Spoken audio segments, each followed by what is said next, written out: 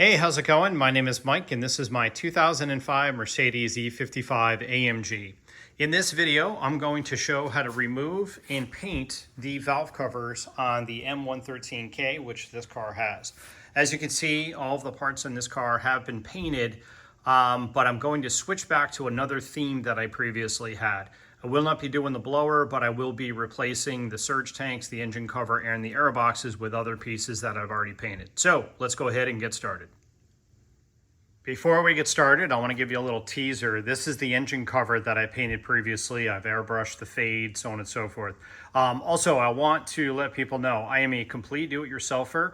Everything I'm going to do is with Harbor Freight tools out in my driveway, which is exactly how I painted this. And I don't claim to be a pro, so take my advice with your own risk. All right, before we start removing parts, the first thing I would recommend is putting the hood in what's called service mode. A lot of people aren't aware of this, but if you are, you can skip this step. This is basically going to allow the hood to go up almost vertical, which gives you more space and better lighting.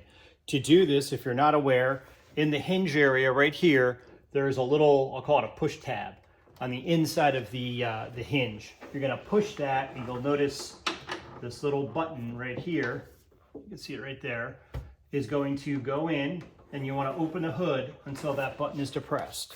Then go over to the other side, and you don't want to pull the hood back down, you just want to pull it down very slightly, push that button in, and now you can remove the hood all the way up like this. To get the hood back down, all you need to do is click in the driver's side, pull the hood down, I'll show you. Push this in, click it back down, and then once you get to the normal hood operating level, it'll click like that. And now it goes back to standard. So that's helpful if you're not aware. And again, it allows you to get the hood up much higher.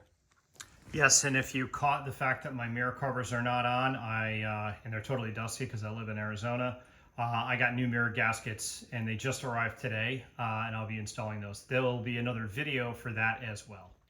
All right, let's go ahead and knock out the removal of the valve covers. To do it, first thing you want to do is remove the engine cover. There are 6 clips, assuming none of yours are broken, that hold this on.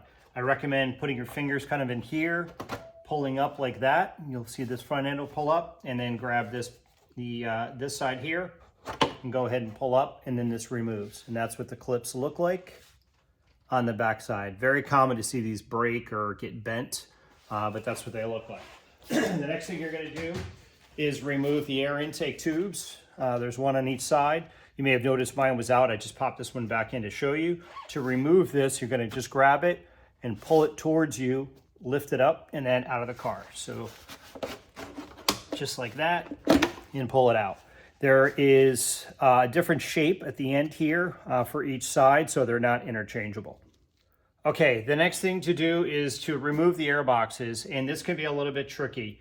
The way that these are set up, the air boxes are just gonna lift up. There's no tools required. But then what you need to do is get this hard plastic snout off of the intake, the throttle body.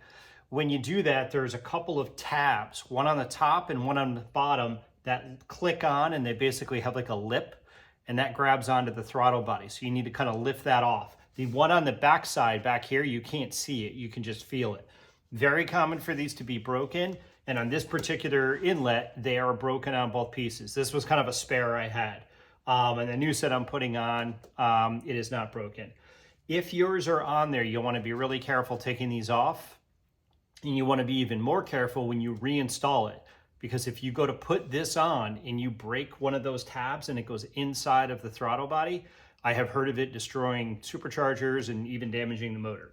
So at this point, what I'm going to do is just lift these up. This is going to have the same kind of push clips that the engine cover has. And on this side, there is also a breather tube on the driver's side. And basically it's a little bit tricky to get to at this point, but I'll get to it in just a moment. Then you're gonna lift up the other side. And if your tabs are broke, like this one is, this will just lift off. There we go, it's released. And then don't forget the breather hose, which is attached back here, and it just pulls off.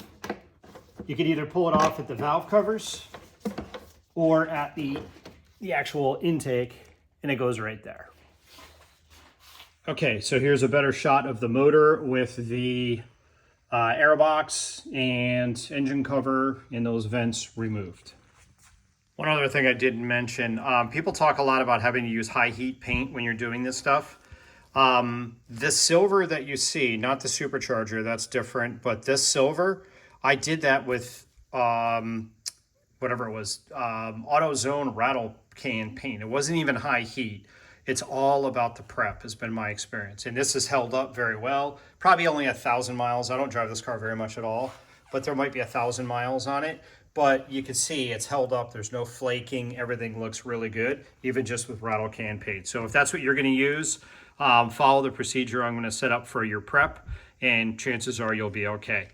All right, next thing we're going to do is remove these pieces here, which are called your surge tanks. These are going to be common on any supercharged or most supercharged Mercedes engines. I also have a C32 AMG, which I am repainting the surge tanks on that car. For each of the videos, I'm going to put a video up for that. I'll put the opposite video link in the description. So if you're interested in painting your surge tanks, I'm going to walk you through that whole process for the C32. But again, it's the same motor, just 2 less cylinders. All right, so the first thing you want to do to remove these is loosen up the upper hose clamp here. You can see there are 2 hose clamps per side, and you just want to get the one that's closest to the surge tank. I normally just leave the other one that's attached to the actual intercooler attached, and that's going to be a 7 mil, and you just want to loosen those up really good. So I'll go ahead and do that. Okay, with those hose clamps loosened up, what I do too is I loosen up really good and I kind of push them down on that rubber tubing. That way I just leave them there and I don't forget them. So if I put the surge tanks back on, I don't have to worry about remembering those. All right, so you're going to remove all the bolts for the surge tanks. These are going to be a T30, and there's 2 that are one on each side that are kind of all the way in the back here. They're kind of hidden. So you want to go ahead and remove those. These are not tight, torqued down super tight. You want to be really careful with these 2 because I have heard of these breaking. Knock on wood, I haven't had that happen, but that can obviously cause a mess. So let me go ahead and get those removed. Okay, at this point, I've got all the bolts for the surge tanks loose. If you notice too, I don't personally like power tools when working on cars. I much prefer hand tools. I think you can just get a better feel, less chance of ruining something. When you've got all your bolts removed, including this back bolt, now at this point, you can just grab the surge tank here and go ahead and lift it right off the car, and that'll come right off. All right, so that's what it's going to look like with the surge tank removed. And you want to be careful because if you look down in there, you can see the valves. You're going right into the motor at that point. What I normally do is take a paper towel and just wad it up and shove it in each of the holes. Just, I'll show you in a sec, just at surface level, just to make sure nothing falls in there. And that's what it looks like with the paper towels installed. All right, so now all I'm going to do is repeat the same procedure for the driver's side. I almost forgot my fender covers, which if you don't have these, I would totally recommend them just to keep from scratching the fenders. Here's a little pro tip I forgot about. When you're going to pull off this surge tank on the driver's side, pull this bolt all the way out. Otherwise, you won't be able to get the surge tank and you'll fight it and you may bend or break this bolt. The bolt goes through basically an aluminum plate in there, and it will not come out until you pull the bolt out. But leave the other bolts in, and I'll show you why in just a sec. All right, so with the surge tank removed, you can see where the blower is all threaded for all of the other bolts. This bolt, however, notice it's not threaded here. That's because it goes through here and it threads in down below. So that's why if you go to try to pull the surge tank off, it's going to bend like that. So you need to remove that bolt. All right, so here's what it looks like with the surge tanks removed. If you're concerned, you may also want to do something to cover up the actual intake there. I've used like a rubber glove to put over one on each side just to protect it, and then do the same with the throttle body. If you're concerned about junk getting in there. I'm not going to be doing anything with the car beyond this procedure, so I'll probably just leave those like that. All right, now let's take a look at the surge tanks. All right, so let me just briefly explain a couple of things here if you're not aware. First off, these are the gaskets. If you're going to do this procedure and you haven't replaced these recently, I would recommend doing that. They are different. There's a different part number per side. There's a slight difference. They're not perfectly symmetrical.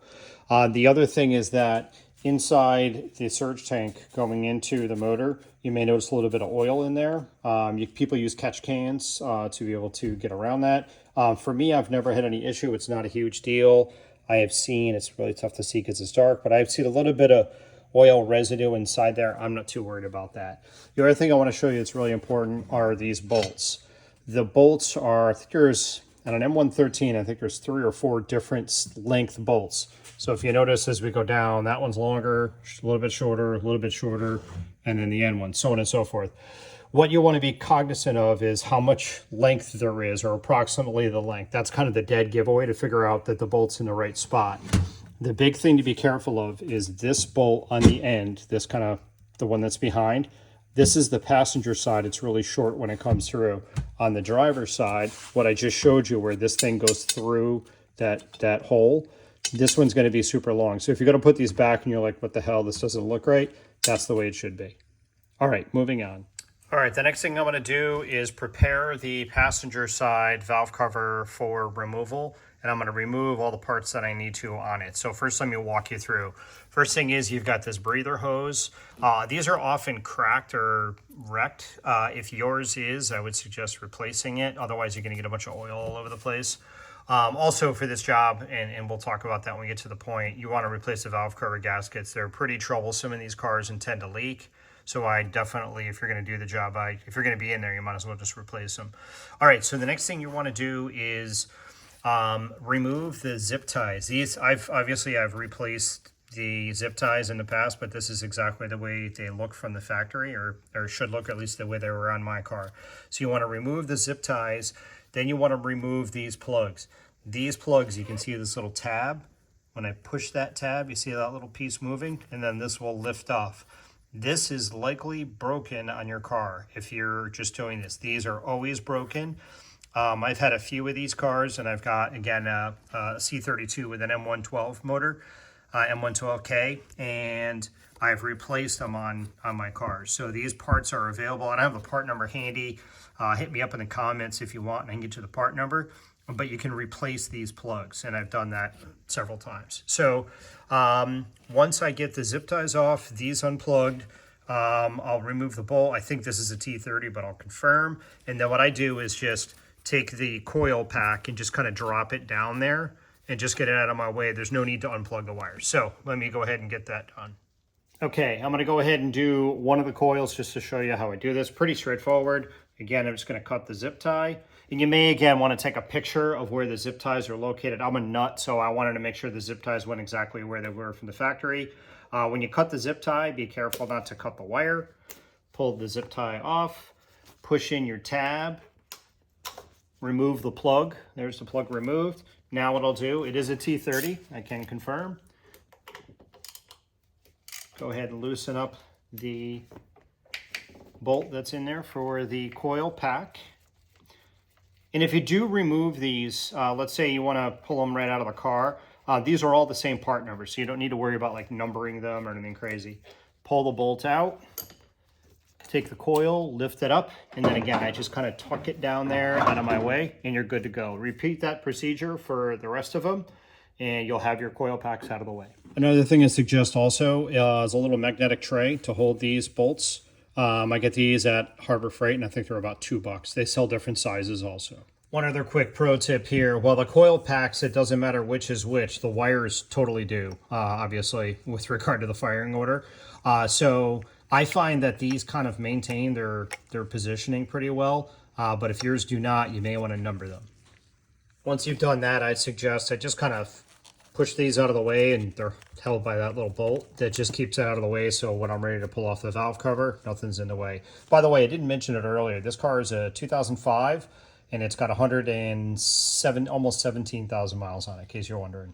All right, passenger side, I've got the vent tube off, got all the coil packs kind of tucked out of the way. You're going to be removing these bolts down here, so that's where you just want to make sure that your coil pack and wires are out of the way for that. And then this one is ready to remove the bolts and then pull the valve cover. Let's go ahead and do the driver's side, because there's one other thing I want to show you on that before we pull this one. All right, a couple of quick things on the driver's side. I've got the coil packs out of the way.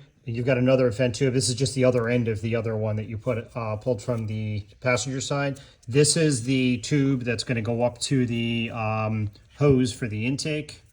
And this just, you can pull this off. Kind of tough to do with one hand, but you get the point. These also go bad, and you can see I've recently replaced this. But what I wanted to show you is make note of what's going on here. This is the fuel line coming in, which goes into the fuel rail. This, by the way, is the fuel rail, so if you're looking to change out your injectors or whatever, those are your injectors right there. There are 4 bolts, I think. Yeah, 4 bolts, 2 per side, and the whole injector rail just pulls right off. All right, so what I do here, and there's a couple different ways you can do this.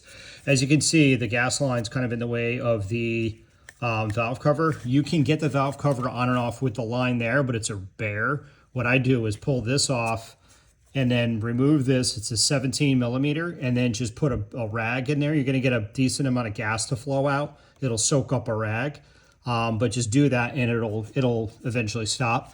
And then I take this and I zip tie it to this tube, pointing it up. That way it's, it's higher than the rest of the car. It's not gonna drain anymore. And that gives me a ton of room in there. So I'll go ahead and do that.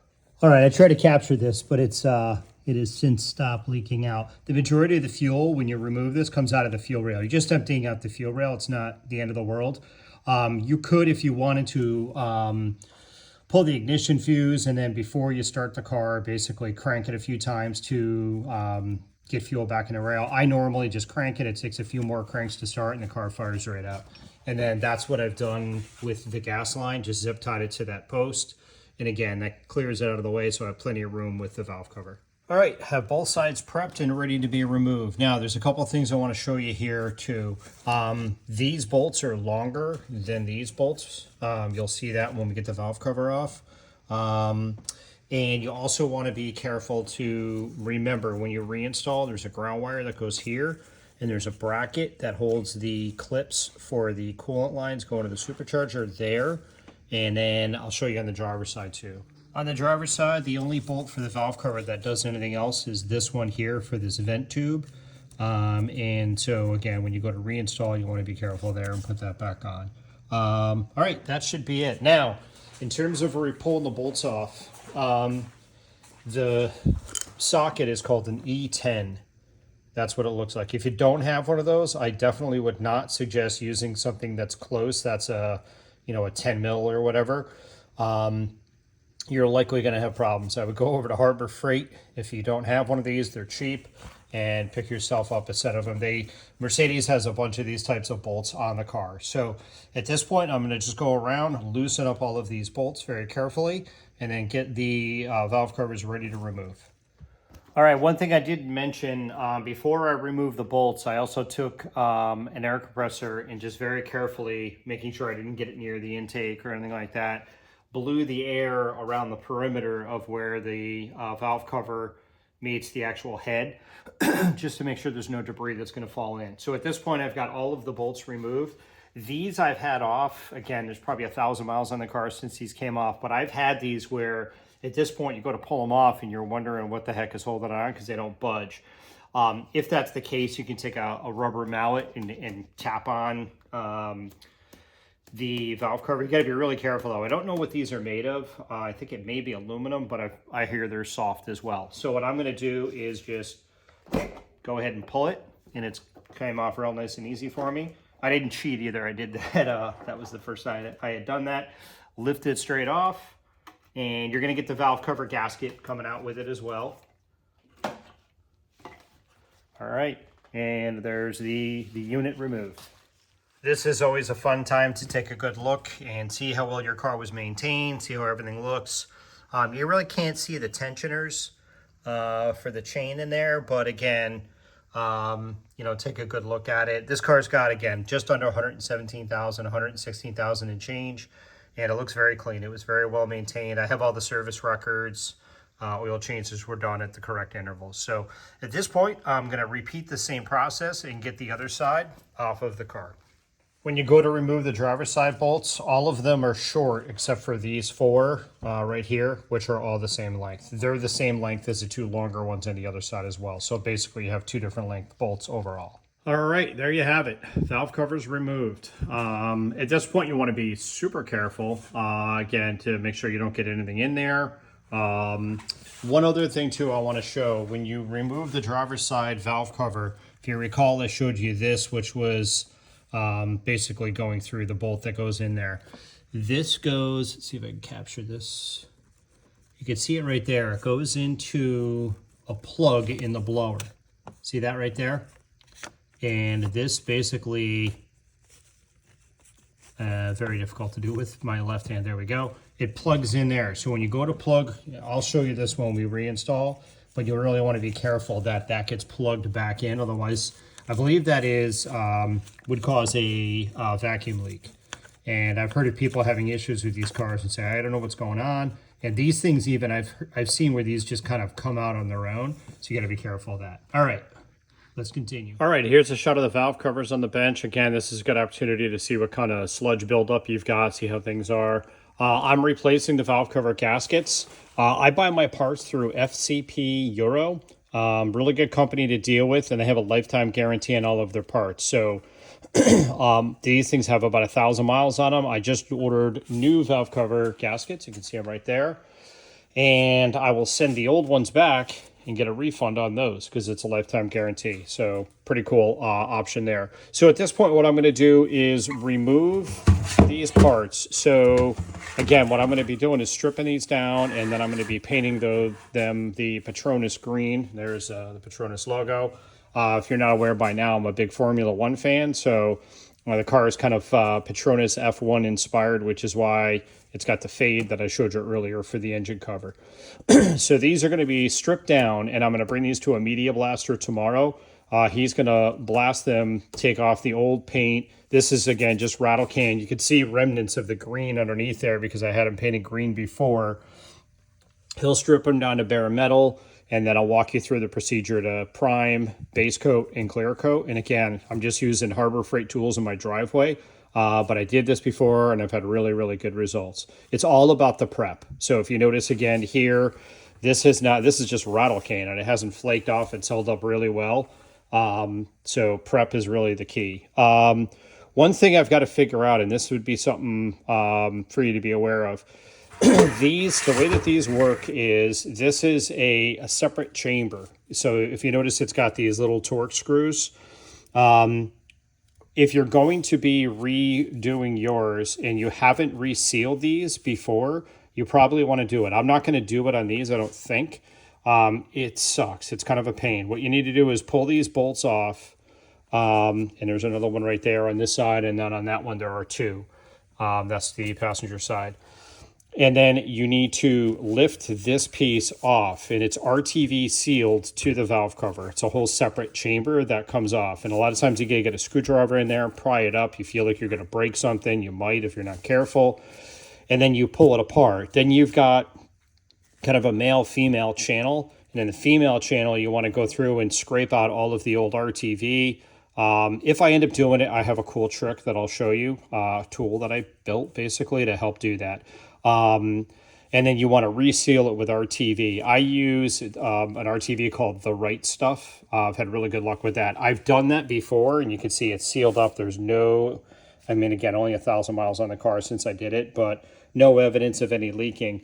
The thing I got to figure out is I need to get this off, and the only way to get this off is to get this apart because there's a screw for this cap that's underneath here. So let me work on that and figure that out. Otherwise, for the blasting, I'm going to just remove these rubber bumpers. There's just a little Torx. I think it's a T15 or a T20. I'll remove those and I'll be good to go. So I will bring you along with me, and tomorrow we're going to go on a field trip, and we'll be at the media blaster, and I'll show you how we blast the paint off these. Correction, this is a T25, and so are these screws, T25. All right, I didn't want to have to do it, but I did it because I'm pretty much OCD. So here's what I would suggest. So this is what it looks like when it's on there. Take off, and I apologize. I think I said there were, there are 4 screws. There's 1, 2, 3 screws. Those are the little Torx screws. These here. When you pull these out, I've heard of them breaking when you pull them out. When you reinstall them, I've heard of them breaking. I replaced mine with, these are stainless steel, just because they're a little bit stronger, because the factory ones, I think, are aluminum. We'll talk about when we reseal, being super careful about torquing those. But here's what I would suggest. I got a screwdriver. Notice this little low spot here, and then that's where I put the screwdriver in. You can see where I scratched it up a little bit, where it's all right, we're redoing it, and I did it right here as well. Once you get it started and just pull on one end, it should pop off. And again, this is just RTV silicone that that basically holds it together. After I get these media blasted, I'll show you my trick to get the surfaces cleaned up and ready to go. So at this point, we're good for tonight. I'll pause the video here, and then I will see you tomorrow morning at the Media Blaster. Okay, we're here with Corey with State 48 Media Blasting, mobile media blasting, and he's going to be stripping the parts for both the C32 and the E55. So let's go ahead and get started. All right, he's got the parts set up. We've got the surge tanks with the C32 and the valve covers for the E55.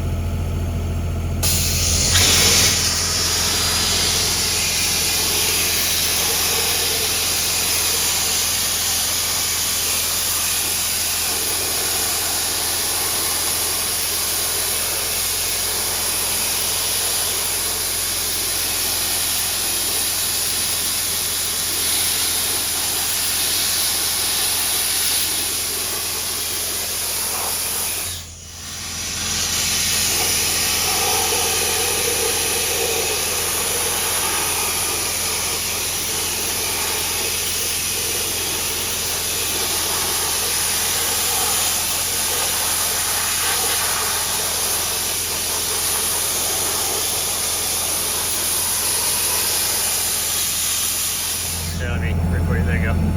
4070, that's a medium. This All is 1040, way too heavy. Okay. And they make a 7100, which is much finer than this. It's like powder. Got it. And that's the stuff we're using in that orange bucket? Yeah, it's 40, 70. And this gives us that anchor profile, correct? Yes. All right. Yep. We are good to go on this one. We'll do the other three pieces.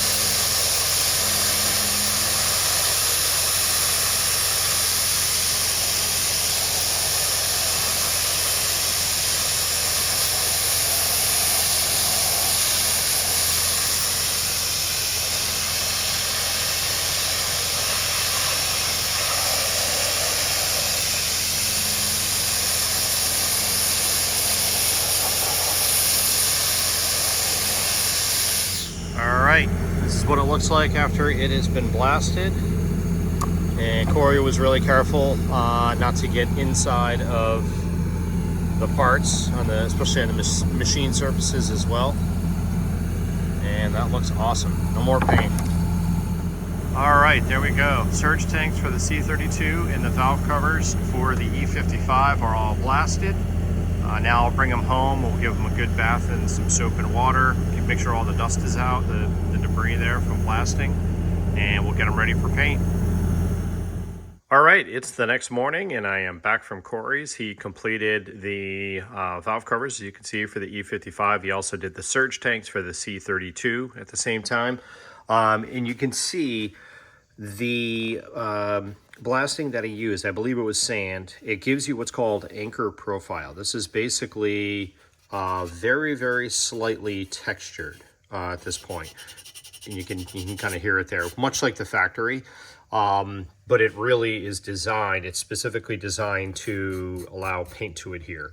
So now at this point, what I'm going to do is, if you recall, I did remove this. These are called vent covers, I believe. I had pulled the vent cover off to be able to get this piece for the oil cap off.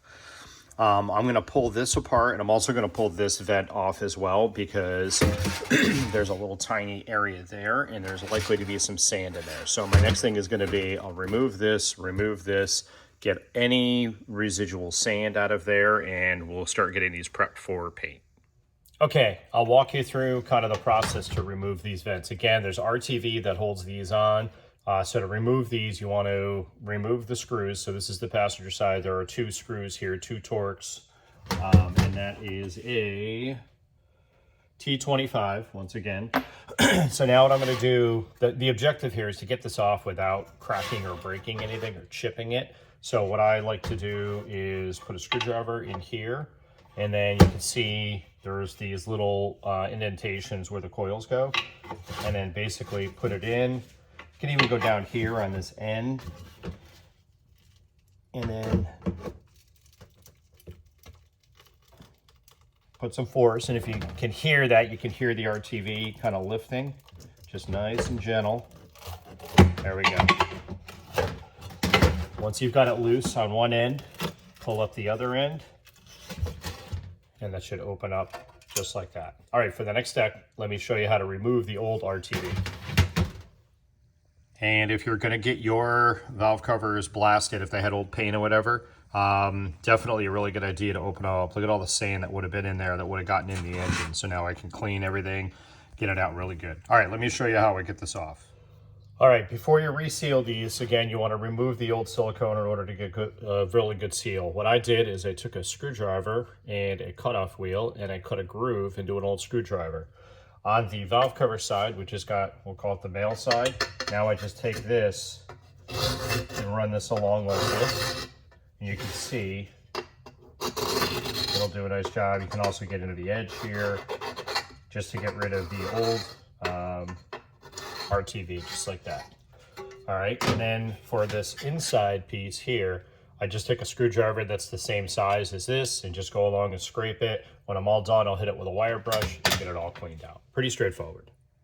All right, all total, I think I spent an hour cleaning this up. This is the smaller side. So when you clean this up, you want to be sure to do all in here, all these things, and then these 2 areas as well. And then I always check, I've only done this a few times, but I would check that hole to make sure it's not plugged.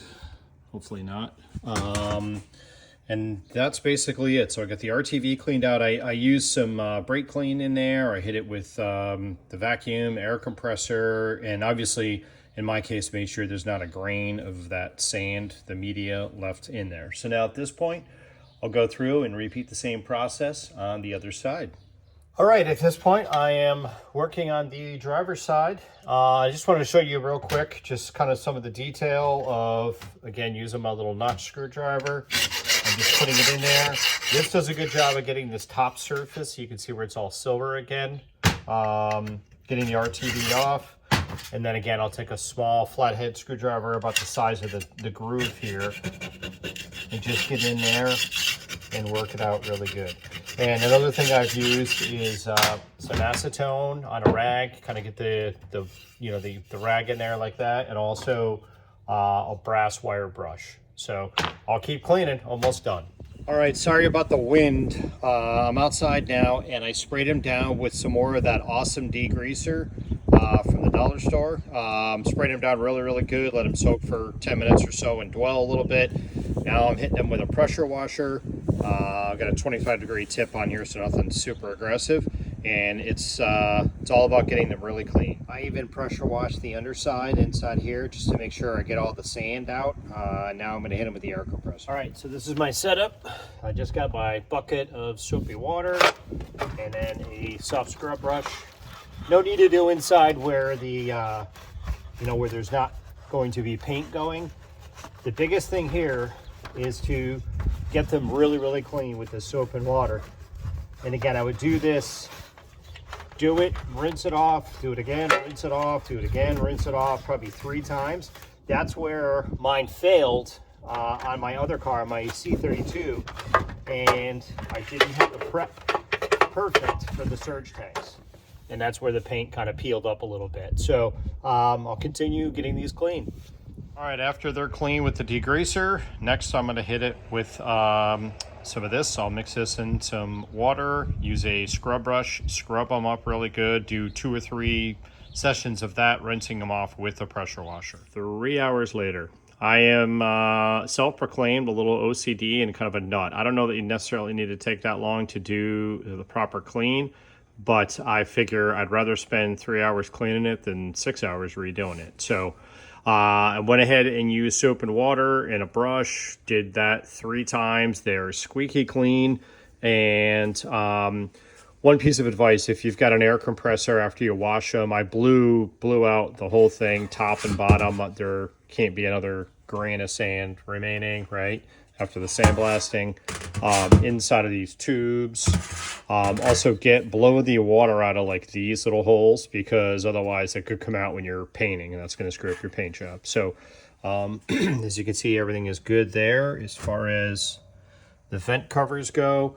It looks like too, if you notice, it looks like these are like greasy almost. That's just, they're kind of silver and black. This is exactly what they look like after the sandblaster. So when I was pulling these apart and cleaning these out, the first thing I did was hit them with some brake clean just to make sure I didn't get grease on my hands and then all over the valve covers. So, all right, at this point, we are ready to go ahead and reinstall the housing for the filler cap on the, actually, right here. This needs to be installed first because, again, you can't get to the screw when this is on the valve cover itself. So I'll go ahead, and as you can see, that's the baffle is right in your way there. So no bueno. So I'll go ahead and get this mounted, and then we'll talk about resealing the vents. Okay, when you go to mount this piece for the cap, you want to be really careful. I don't think there's more than one way it can go, but if you screw this up and you put the valve covers on, you're going to have a big oil leak here, and then you got to pull the valve covers back off, pull all this back off, so on and so forth. Huge mess, right? So basically this is squared off on this end. You'll notice it's rounded here. There's a little catch where it catches right there. On the back side, the metal bracket is going to lay over that plastic piece, and then you can see little stops right there and right there, and that should be it. And there's also a little rubber gasket in there underneath this, so if you clean it or whatever and it falls out, make sure you put it back in. All right, with everything prepped and ready to go, we're ready to start resealing the vent covers. This is the stuff I use. You can get it at AutoZone. I'll also put a link in the description. It's not cheap. It's like 20 bucks for this stuff compared to a regular RTV, which might be 10 bucks. Somebody turned me onto this stuff a long time ago, and I've used it for all of my projects. I've resealed the superchargers and all kinds of things, and I've never had a problem. So it's kind of my go-to. All right, I put a little bit of an angle on the tip. That's going to help to route the RTV into the groove.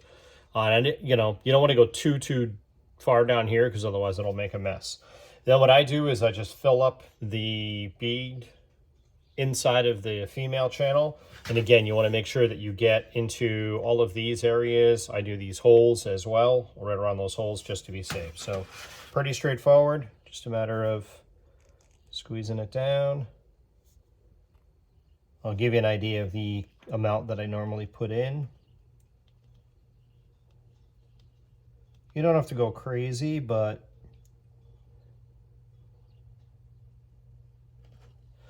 basically just filling in, you can see that amount that I put in there, just filling in that groove and do it all the way around. When you put them on, there should be some squeezing out. That's an indication you've got enough in there. All right, so let me go ahead and get it filled into all these areas. All right, at this point, I've got the 2 bolts ready. Now, in my case, what I'm gonna do is I'm gonna put these bolts in and I'm gonna leave them in. I'm gonna paint over them. Then I'm gonna remove these and replace them with new bolts. Again, I'm kind of OCD like that. You could basically put them in, put the gasket maker on there, tighten it down, and then after the gasket maker dries, which is like an hour and a half, pull the bolts out and paint, but I don't want to get paint inside the valve cover. So this is what it looks like with the, give you an idea of the RTV. And again, making sure I've got it all in the inside areas, the holes as well. Now what you're gonna do is carefully turn it around here, position it. You can hold it by the little stem there. This stuff kind of tends to make a mess, so you really want to try to get it right on there and seat the piece properly. It's not the end of the world if you get some, you know, coming out. So I've got it set there. Now I'll just go ahead and put the screws back in. Now these screws, again, you really want to be careful. I noticed there's little like threaded towers that hold these in place. My towers that hold them were both cracked on this valve cover. Not the end of the world. The silicone or the RTV is going to fill in there, but it just gives you an idea how soft all of this stuff is. I just a little bit more than hand tight. I know there's a factory spec on this, but I would be afraid to even use a torque wrench. All right, now that I've got it in there, you'll notice I've got just a little tiny bit oozing out, which I'm not going to touch. Again, you could take your finger and run it around there, but then you're going to smear it all over the place and it makes kind of a mess. I'm just going to leave that. You can see it even up in that area there. Came out really nice. So I'm going to leave this, and now I'll go ahead and do the other side. Vent cover installation successful. Everything came out really good. You can see once again on that side where the RTV is just ever so slightly kind of oozing out. I ended up using about half of that tube to give you an idea in terms of you know, the how much I used. At this point, what I'm going to do is let those dry for at least an hour, and in my case longer, because I'm going to paint these next. I'll do one last soap and water cleaning and then dry them, and then I'll set up and prep to paint. I am not a painter at all, but I'm going to be doing this with a paint gun, with a 2-part primer, with a hardener basically, and then a base coat and a clear coat. It's a 2K clear coat with a, I believe it's 2K, with a hardener as well. I'm doing it in my driveway with a Harbor Freight paint gun. It is too windy right now to do it, so I need to wait until I get a better day. So I'll pause here, but I'll catch you back when the weather is right. Okay, it is the next day. Weather is still not optimal for painting, but it looks like today is Monday. It looks like Wednesday should be a good day with warm temperatures, about 80 degrees, and low wind. That's what I need because I'm dealing with my driveway. So with the valve covers, I went ahead and did one last soap and water clean, blew them off again with the compressor. They are squeaky clean. I also, just a suggestion here, taped off these areas, and then that vent tube right there, PCV, tubes, and got those ready. Also, at this point, what I'm going to be doing for much of the rest of this video is showing what I'm doing on my C32 as well. So these are off my e55. I also have a C32. I'm painting all 4 of these parts the same color green, so it makes sense to do them all at once. So the footage that you see where I'm going to be doing This part, the primer, base coat, clear coat, all of that will be the same on both videos. And then in the description for each of these videos, I'm going to put the link to the opposite video. So bottom line is, if you're doing C32 surge tanks and you want to know how to do valve covers, it's basically the same procedure. The motors are similar, just 2 more cylinders on the m113k, and vice versa. So if you're watching this for the valve cover footage, you'd be able to do your surge tanks as well. And I show how I, after having them sandblasted, I went ahead and did a little polish here, just with some sanding sticks. So with that, I'm going to wait for some better weather, hopefully in a couple days here, and I'll return back to this video and we'll get some paint going. All right, again, I'm not a painter, but I just wanted to show, this is the engine cover once again for the E55, and I did this piece with the same kind of a process and the materials I'm going to be showing you in my driveway, including that really nice fade. I did a kind of a high gloss clear on it, and it came out really nice. So here's the materials I'm using. For a primer, I'm using this speed coat. It's basically a 2-part primer with I believe that's an activator hardener. Next is going to be the paint itself. The brand is Wanda. The can is, if you notice, I wrote Final on there. The color of green that I selected, I'm a huge Formula One fan, and my goal was to match the Petronas F1 team's green color. I did a custom blend, so I bought 3 different colors, mixed them, and got the tone that I wanted, and that's what's in that can. So it's kind of my little secret there as far as the color. That is the reducer I'm using, and I do a 1-to-1 ratio with the reducer in the paint, so mix them 50-50. And then this is the clear coat I use, which is just, again, speed coat, clear coat, and I'll leave the links for the primer and the clear coat. The base coat and the reducer I bought at a local paint shop. So that is the material, just to give you an idea as to what I'm working with. And again, you know, with the right prep and taking your time and all that, you can get a really nice result. As far as the paint gun goes, this is what I use. I literally bought a new one for this project. It's cheaper to buy a new one than it is to use a proper solvent to clean it. I paid $10.70 after tax for this gun. Harbor Freight had a sale. When we get to actually spraying, I'll show you the way I set all the settings. I went through and watched a bunch of YouTube videos with some real professional painters that have tested this gun and their suggestions on how to set it up. And I'll show you that, including the pressure that I'll use on the compressor. All right, a couple of quick things on the Harbor Freight gun if you're going to buy one of these and use it. It's got this little screen filter thing right here. Everything I've read says take this and do that with it. Throw it away because it gets clogged. It's not really, if you strain your paint, you should be okay. Shouldn't have anything that large going in there. So I've heard that does bad things. I also have used this many times in the past. You can get a pressure regulator. Mine, the sight glass is broken on it.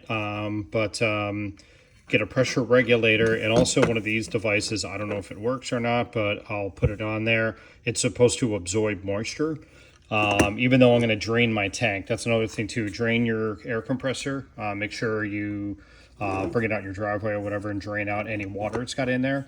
Attach this to here. And also another little pro tip, if you buy the Harbor Freight gun, you'll notice it doesn't come with an air fitting. So if you don't have an extra, you want to pick one of these up as well.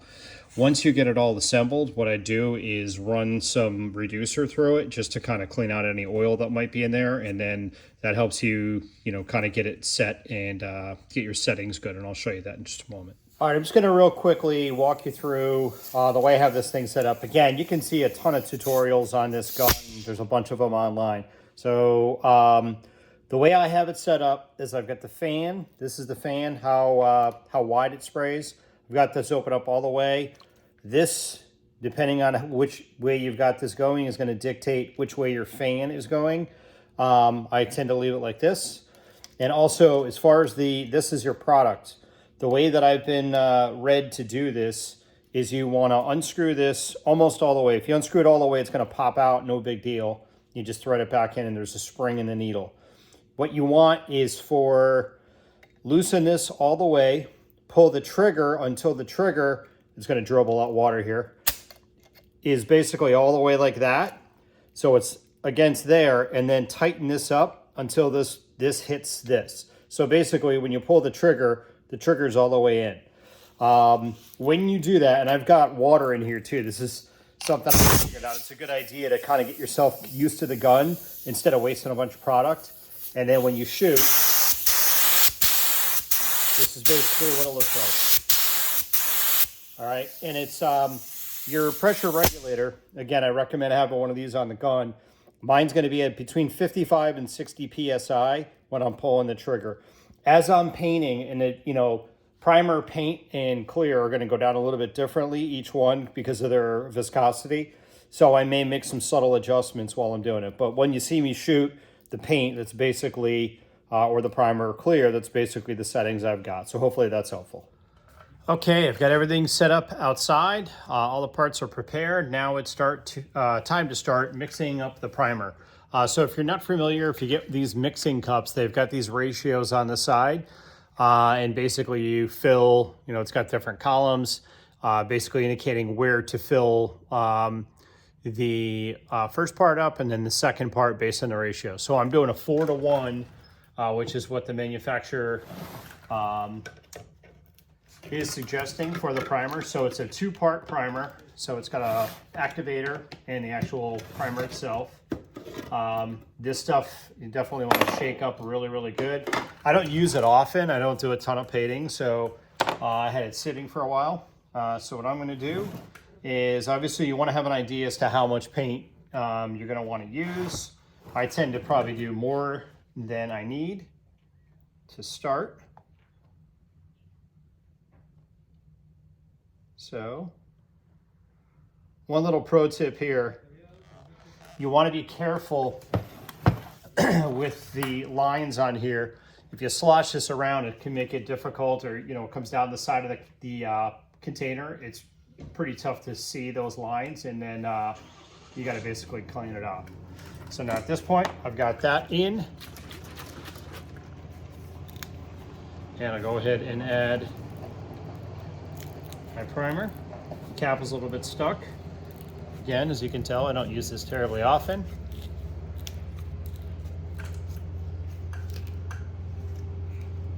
Let me get rid of this dried up stuff here, 1 second. Okay, there's a bunch of like crunchies at the top of the can, and obviously I want to get rid of those because that could clog up the gun. So now again, I'm going to look at my can, my mixing can here, to see where I am and then know where I need to go for my activator. So to get the correct ratio in there. So there I'm good. Now I'll just take a stir stick. The paint supply store I go to will give you these and also the screen filters. I'll show you that in just a second.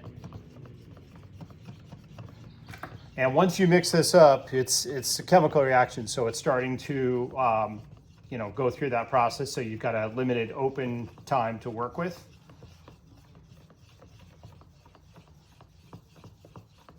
Making sure that's good and mixed. All right, so now I'm gonna go ahead and pour that into the gun, and I'll show you how I do that. Nothing really crazy here. What I do is I put the gun in the vise carefully just to hold it. They also sell like little stands you can get. And then any filter or any paint supply place will give you these filters too, just a little screen filter. I put this in here, and now I'll go ahead and pour the primer in. I also, right after I dump the primer in, and obviously try to get as much as I can out of the mixing container, I tend to throw a little bit of reducer into the mixing cup so that it doesn't harden up. Just on the bottom, just maybe a 1/4 of an inch, and then I'll use that to clean up the mixing cup. So again, this is the reducer I'm using here. So I'll go ahead and do that. And now we're ready to bring the gun outside and shoot the primer. All right, for me, painting is kind of like flying. Leading up to it, I get all worked up and stressed out. And then when it happens, I'm like, well, that wasn't so bad. So here we go. I'm gonna walk you through putting the primer on. I'm gonna do a first kind of a light coat. I'll let it flash for about 10 minutes or so, and then I'll do a second coat and see if that's enough. Obviously, I'm wearing a mask, and I've got my compressor out here. I've got the garage door shut. I got the C32 is in the driveway 20 feet away from me, but I've got that covered as well. All right, let's go ahead and get going here.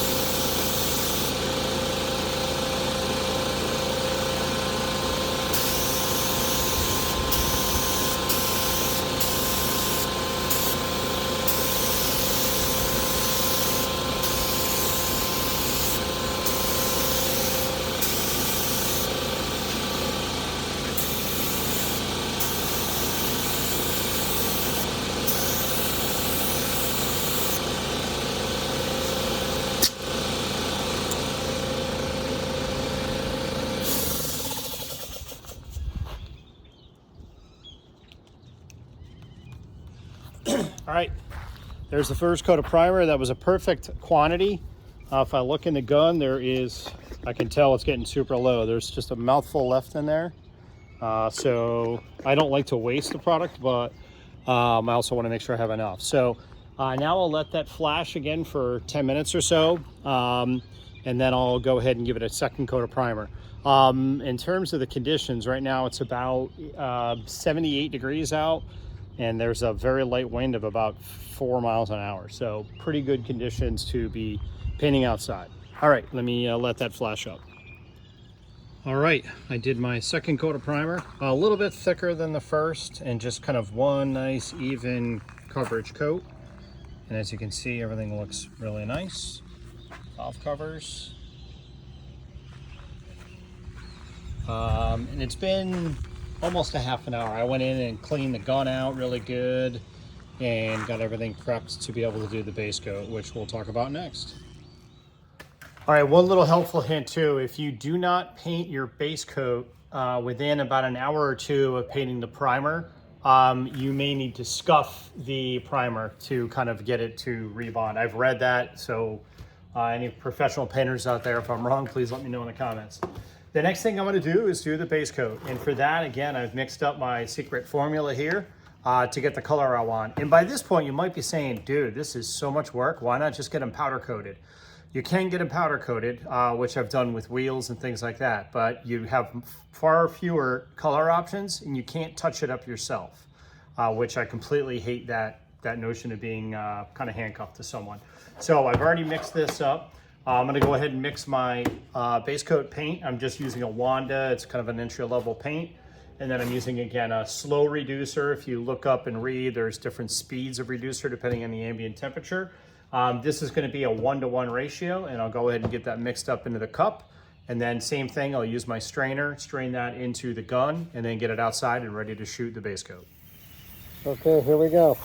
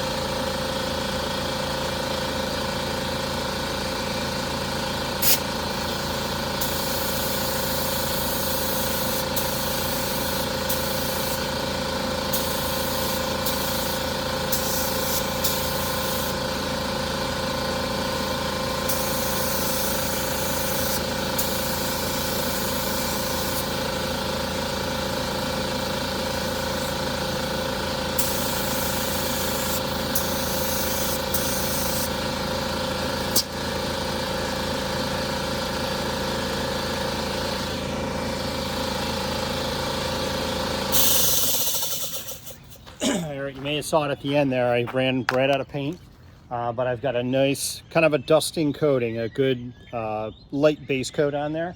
Now I'm going to follow that up with 2 more coats, and that should be good. And then we'll move on to the clear coat. By the way, same thing here, depending on temperature, you want about 10 to 15 minutes before coats. You want it tacky and dry, kind of dry to the touch, but you want to be careful where you touch. And then when it's tacky, that's going to allow for the next coat to properly adhere. All right, one quick thing I want to show here. The holes inside the surge tanks where the bolts go down, it's tough for paint to get in there. It's kind of like a little valley. So I'm going to use an airbrush with some of the paint just to get in that area, just to make sure it's not shy of paint.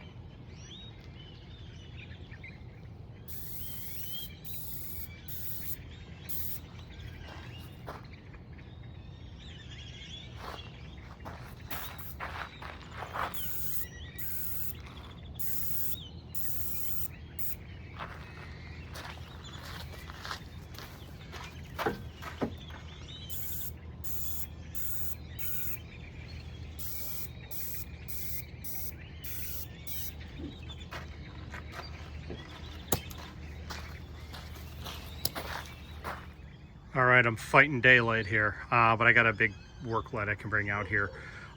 This is why I didn't want to do powder coat. This is the paint that I had mixed.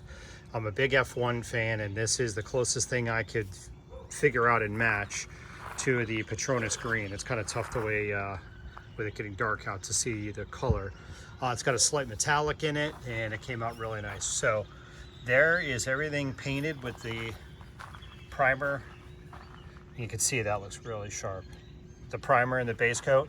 So now what I need to do, it almost looks like anodized. That's what I really like about the color too, because of the metallic.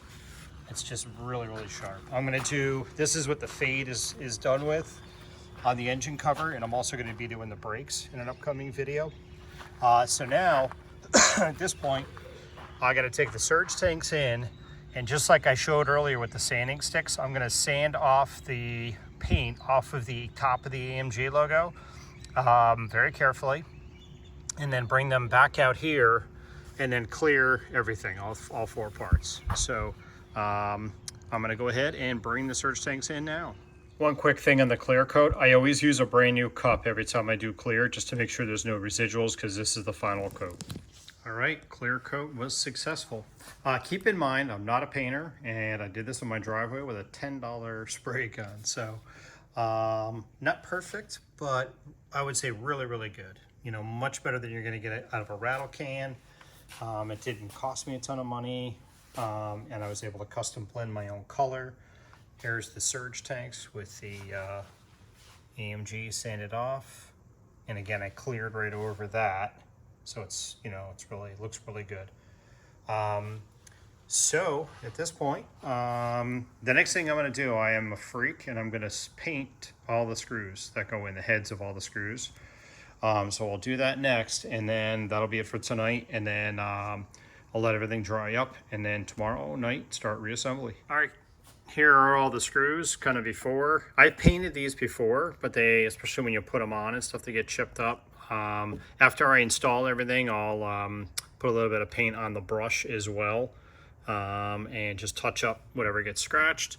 I'm just using this paint. It's just a VHT engine enamel. The fact that it's high heat has nothing to do with anything. The paint I just did, the green, was not high heat. This is just a aluminum looking paint. So that's the before, and there is the after.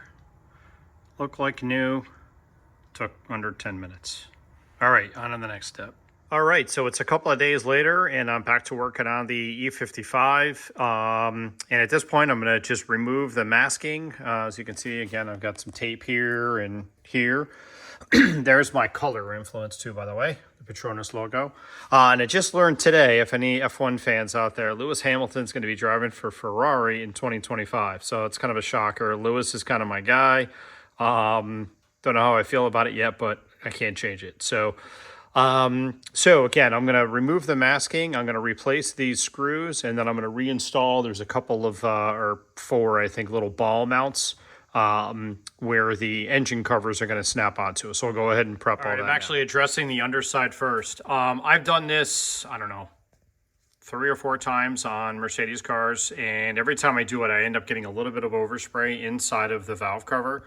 If you cleaned it out really good, it's not going to be very difficult to get it clean. All I did, this is an example here, the other side, I just took some reducer, put it on a rag, and wiped everything off, and it came off really easy. I also, on this one, you can see I've got the factory, or the new gasket in. I replaced the gaskets again. I go through FCP Euro for all my stuff with their lifetime guarantee. Basically, you know, every time I change a part, I'll just send the old one back and get a credit. So it works out great. I would strongly recommend that you stick with the Mercedes gaskets. I've heard of people even using Victor Rines, I think it is one of the other common brands, which is a good brand, and I've used that brand on other parts.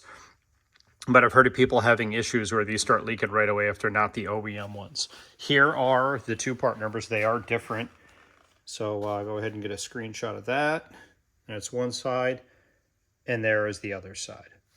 So from here, I'll continue. I'll do the same thing I did on this one to the other valve cover. I'll flip it over and I'll show you the final details before we install these. Okay, at this point, I got the undersides of the valve covers all cleaned up. I got my gaskets pushed into place. I've got my screws replaced there. You can see I went and bought some stainless steel screws, a little bit stronger, certainly, or a lot stronger than the aluminum factory screws, a little less scary. And it's an M5 0.8 pitch on the thread. And then I've got my keepers installed here. A couple of other quick little things that I did. And again, this is me being a nut job. I take a little bit of grease and put it on a Q-tip, and I'm going to put it where my bolts are going to go in. Just because this is fresh paint, I only painted it a couple days ago. And when you torque these down, you don't want the, you know, the bolt to wreck the paint on the valve cover. It still might wrinkle a little bit. I've seen it happen, but maybe this will help. One other suggestion also, at this point, we're getting ready to install the valve covers. I would very carefully go around the head and take a rag and just pull any dirt that's in here, pull it away from, obviously, from the internals of the motor, and get that surface really nice and clean so that way when you drop the valve cover in, nothing dumps in there. So, all right, we'll move to the next step. Before we install the valve covers, one other little thing I want to show here, and I didn't show this previously. If you recall, when we removed the fuel line from the fuel rail, there was a bunch of gas coming out of there. I left that rag in there I just took it out, so it's been in there for a couple of days. Last thing you want is and there's a lot of fuel in there. You'd be surprised how much it holds into that fuel rail. Last thing you want is it dripping into the motor right there, so be careful of that. Well, let's go ahead and install the valve cover. So at this point, what I would do is take a good look at the car, make sure there's nothing in the way. Again, you're going to have this hose back here, which I've got mine just pulled out of the blower right now, just kind of pushing it out of the way.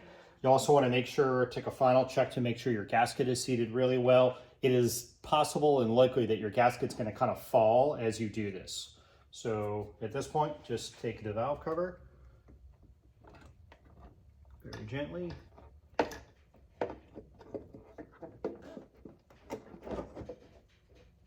Go ahead, drop it in, and you're good. Now, what I like to do also, I'll show you real quick. There are areas that you can't see with the naked eye. So I take a mirror, especially back in this back corner and back here, and I just run this all the way around and make sure I can see every single square inch of the gasket to ensure it is seated on the head. And then from there, I'll grab my bolts and I'll start hand tightening my bolts.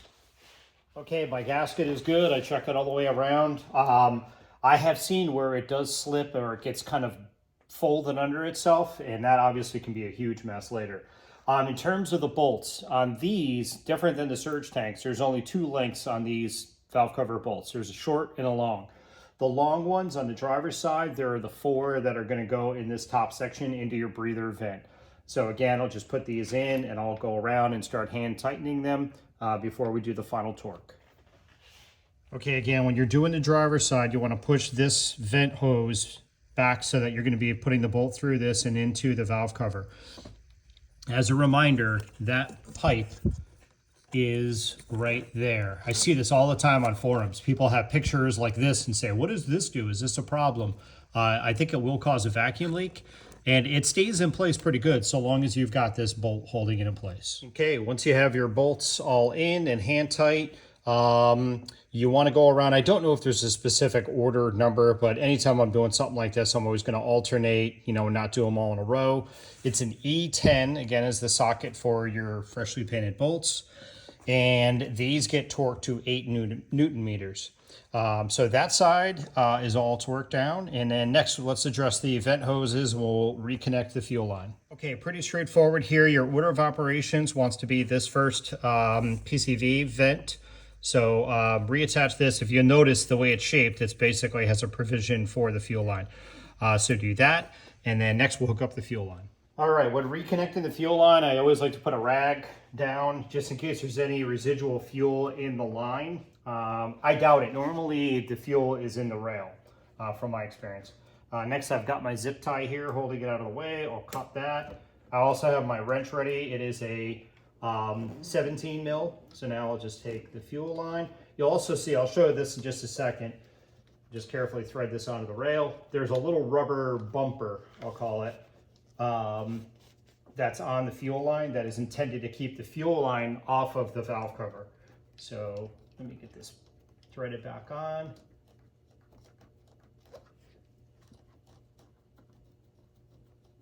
Okay, there we go. And I don't know what the torque spec is on this. I just give it, you know, a good, it's compression fitting, I think is the way that it seals. Just like that is good. And then I'll grab the camera and I'll show you that little rubber bumper. Okay, there's a little rubber bumper, and I normally set it right here. It just keeps the fuel line from rubbing on the valve cover and wrecking your pretty paint job. All right, on to the next part. All right, adjusted the camera a little bit for this next part. The next thing I would do is grab all the coils and just set them in place where they're gonna go. Don't screw them down yet, and you'll see why in just a moment. Okay, now I've got my coils just sitting in there. Now what I would do is grab your wiring harness and go ahead and plug in the 4 coils. On the driver's side, it's really obvious. There's only one way they can go because of the length. And a lot of times too, you'll be able to see the indentation as to where the zip tie was. What I would suggest is plug in the wiring into the coils for all 4. And again, I'll leave a link, or at least a part number, for these replacement clips. These things break all the time, and every time I do, when I first did this, I replaced all of my clips. Now, before you mount the coils, what I would do is go back in and take a zip tie and put the zip tie in, but you're gonna wanna lift up the coil a little bit to get it around the valve cover and then attach it. If you screw down the coils, you can't get the zip tie through. It's kind of a pain. So I just do this first, get all my zip ties in place, tighten everything up good, trim my zip ties, and then I'll put the screws in. So I'll show you that when I get it all put together. Okay, so this is, again, I don't have the bolts in the coils, they're just sitting there. But when you run your zip tie through, if you have these mounted, you can't get it past that spot. So I just do that. Now I'll trim all these, I'll put my bolts in. I think the torque spec on these is also 8 Newton meters, but I just snug them down, don't quote me on that. So I'll go ahead and get that complete. Here's what the coil screws look like. It's a T30, by the way, that holds those in. All right, the driver's side is complete. So I've got, again, just to recap, went around and torqued all the screws down in a kind of a random star pattern. Got my coil packs on there. These are all tightened down. I've made sure all of these are plugged in good. And got my fuel line reattached. I got the PCV vent tube attached. So we should be good. So at this point, I'm gonna go ahead and do the same thing on the passenger side. There's really nothing crazy to show you there. There's one vent tube as well. It's the opposite end of that tube. But otherwise, it's basically the same thing. The only thing, again, just as a reminder, I know this is a really long video, you've got this ground wire right here that you want to make sure that you connect, and the bolt goes through this and then into your valve cover and then there. But it's, oh, and this bracket too. You don't want to forget this bracket, which, as you can see, mounts just like that. for the coolant lines going to the blower. But that's going to be it. And then again, repeating the same procedure. The coil wires here are pretty obvious too. You can see the way mine are laid out in terms of which one is which. I like doing the same little trick with the zip ties before I mount the coils. But let me go ahead and get this on, and then we'll move on to the surge tank installation. A couple other really quick things I want to mention. If you're going to do plugs on your car, now is a really good time when you've got the coil packs out. Here's a couple of things to be aware of. I got this wrench. Basically, I don't even know what size it is, probably a 16 or 17 mil. And if you notice, I've got it taped up really good with some thick tape. This works really well to be able to lean against the valve cover and get the plug wires out. I also use it to push on it to get them back on. Also, on these motors, there's 2 plugs per cylinder. And when you go to put your coil wires back in, there's a top and a bottom wire. The top wire always goes closer to the front of the car. So you can see this one's going here. The lower one here is going here to the second cylinder. So just a little tip there if you're doing your plugs. And there is the passenger side all set. Make sure this harness is out of the way. It's not in the way of we're about to do the surge tanks. Couple of other things too. Don't forget the ground wire. And then this bracket, when you go to put this bolt on, make sure this bracket doesn't get twisted because it's a really, really tight clearance there. You can see between the tab of the brackets, you can see that, and that belt. So if this thing is twisted or tweaked, you may have a chance of that belt rubbing. But again, did the same exact procedure on this side, hooked up my vent hose. Now I'm good to go. So now we'll move on to installing the surge tanks. Couple things with that. First off, don't forget to pull out your rags that you've got in there to block anything falling in. Notice too, I've also cleaned that area. It was already really clean, but I cleaned it. One other thing I want to show too, because I see a ton of people asking questions about this. First off, if you notice, I've got that little plate right there that says VRP, Victor Road Performance. Those are called block off plates because I've removed the secondary air injection. You can see all the plugs I've got here. If anybody needs part numbers on these, hit me up and I'll get you those. But right next to the plate, you see that hole right here? I see all the time on forums and Facebook pages, people ask, oh no, what happened? I did something, I screwed something up and I got this huge hole. That is normal. That is by design. I don't know what it does, but you don't have to worry about it. It looks like a machine surface too, like you totally screwed something up. Not the case. So with that, let me go ahead and grab the surge tanks and install these. Now, with regard to the surge tanks, you're likely aware by now that I did another video for my C32, and in that video, I painted the surge tanks for that car. So if you really want to go through this and go through the level of detail I am, if you watch both videos, that'll cover everything. On this car, if you recall, the E55, when I took it apart, it had silver, I've got them over here, silver surge tanks. I've got my green ones that I painted in the past, and now I'm going to take these out and we're going to install those. So let's go ahead and get started. And here are my green surge tanks. So these are what I had on the car previously, and I packed them away thinking if I ever got another E55, I would put these on. Again, I was going to sell the car. Now I've decided to keep it. So what I'll do is go ahead and get these installed. I've got the gaskets here as well. These are metal gaskets and they hold up pretty good. It's pretty rare that you need to replace these. Again, FCP, I would just do it. And these are slightly different. So as you can see on the ends here, they're different on the left and right side. So what I'll do, again, I've got the mating surface all nice and clean.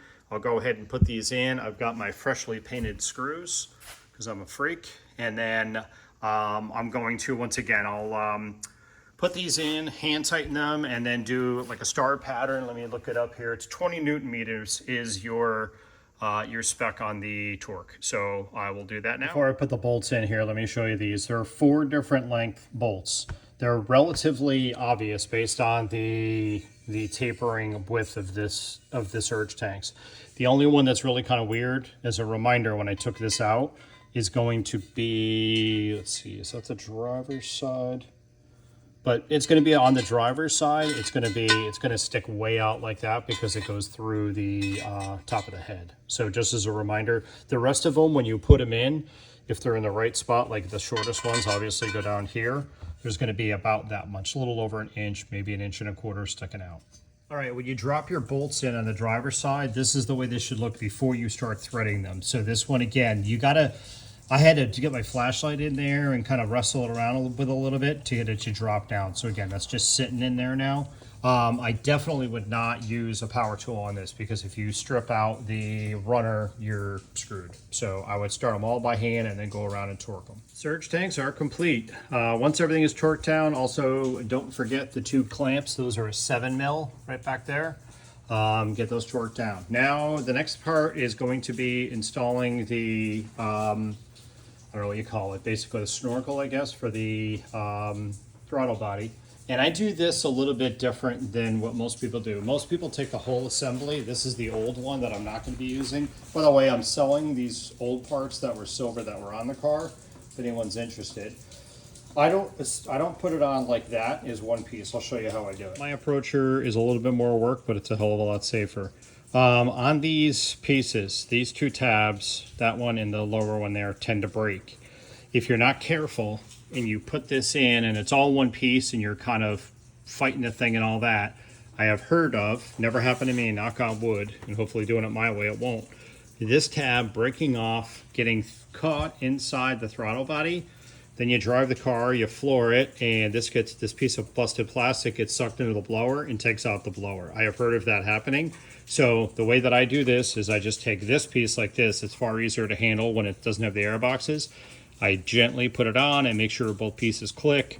I check it with a mirror to make sure this is locked in, and then I'll attach the air boxes and I'll show you how to resecure the clamps. Don't forget to hook up this breather tube here up to your valve cover. You'll know that this piece is routed correctly when there's like a hump in the hose and you can see this covering. That goes over the top of the fuel line just like that. So all that stuff kind of ties in nicely. Okay, these are the band clamps and these are proprietary, I think, to Mercedes, and they've got this kind of a cool locking thing.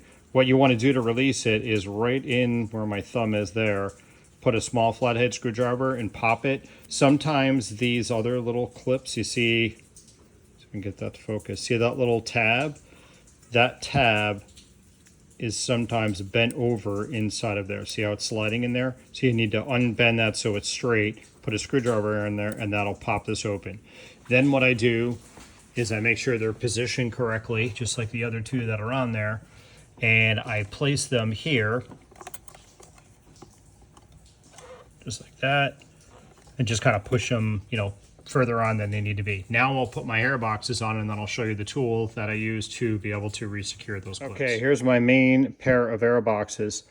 If you notice, the finish, again, not perfect, but really smooth. I sanded these down.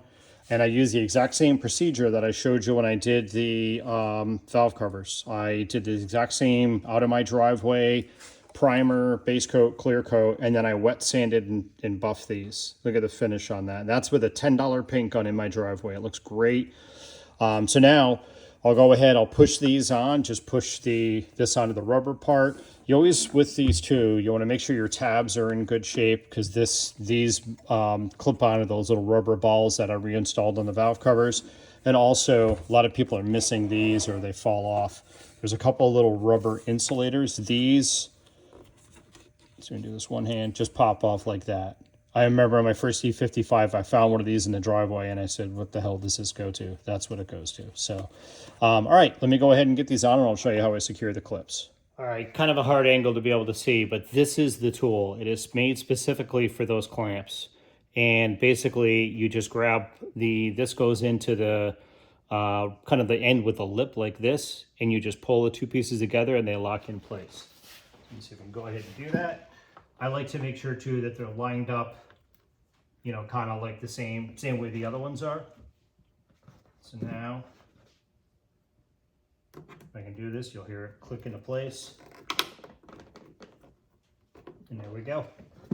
Simple as that. And it's re-securing the factory connection, and now I don't have to worry about busting off those tabs inside there and trying to wrench the whole thing, and especially scratching up all this stuff. I spent so much time painting this stuff. It's the last thing I want. All right, let me get the other side and we'll get this buttoned up. Okay, this final outro will serve as kind of the end to both of these videos. So this will be the same end on both videos. Again, on the C32 video, I showed a complete step-by-step of going through and repainting the surge tanks, removal, cleaning, prepping, and painting. And the same thing on the E55. This one I did the valve covers. I noticed a difference too in the final finish. You can see in the E55 I went for more of a high gloss, if you notice that. Very, very shiny there. And then I did more of a textured finish on the C32, but again, the same theme. So very happy with the results. Everything came out really good. Be sure to watch the channel for additional videos on both of these cars. A bunch more coming, and then most importantly, Car Misa, which is underneath the cover, the world famous car audio system. There's a bunch more content coming on that car as well. So please like, subscribe, tell your friends, and I will see you in the next video. Thank you very much. Take care.